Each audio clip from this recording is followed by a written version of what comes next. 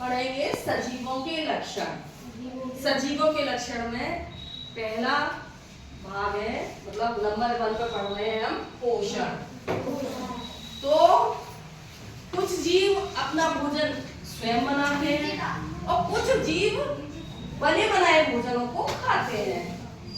जो जीव अपने भोजन को स्वयं बनाते हैं वो कहलाते हैं स्वपोषी, यानी कि पेड़ पौधे अपना भोजन स्वयं बनाते हैं, इसलिए ये स्वपोषी कहलाते हैं। और जो अपने भोजन के लिए दूसरों पर निर्भर होते हैं वो परपोषी कहलाते हैं, जैसे कि जीव जंतु। ठीक है, मनुष्य, हम लोग सब है ना, गाय, बकरी, बिल्ली, सब लोग दूसरे मतलब पेड़ पौधों के द्वारा बनाए हुए भोजन पर निर्भर होते हैं। इसमें अब ये भी होता है कि जीव जंतुओं को खाने के आधार पर 3 भागों में बांटा जाता है। जैसे कि एक होता है शाकाहारी,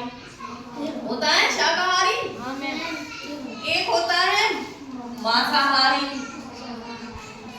और एक होते हैं सर्वाहारी। ठीक है, एक क्या होते हैं सर्वाहारी। तो शाकाहारी कौन है? जो सब्जियां पेड़ पौधों से बनी हुई चीजों को खाते हैं वो कहलाते हैं शाकाहारी। ठीक है, मांसाहारी जो मांस खाते हैं वो मांसाहारी हो गए, और सर्वाहारी दोनों चीज खाते हैं वो सर्वाहारी होते हैं।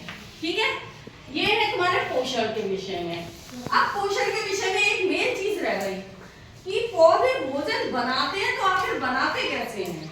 ठीक है, तो पौधों की जड़ों से, पौधा अपनी जड़ों से पानी और खनिज लवण लेता है। ठीक है, और वातावरण से कार्बन डाइऑक्साइड गैस लेता है। ठीक है, और सूर्य के प्रकाश में और क्लोरोफिल की उपस्थिति में भोजन बनाता है, और इस भोजन के निर्माण में ऑक्सीजन गैस बाहर निकलती है। ठीक है, कैसे? CO2 वातावरण से ली, H2O यानी पानी जड़ों से, फिर सूर्य का प्रकाश और फिर क्या है? क्लोरोफिल की क्यों जरूरत पड़ती है? क्योंकि क्लोरोफिल सूर्य के प्रकाश को अवशोषित करता है। ठीक है, तो इसके पश्चात बनता क्या है? C6H12O6 यानी कि ग्लूकोज। और क्या बनता है? O2 मतलब ऑक्सीजन। बैलेंस करें इसे, 6 और 6O2। ठीक है, तो ये जल का अणु टूटने से हमें ऑक्सीजन मिल जाती है। ठीक है, और क्या बनता है? ग्लूकोज।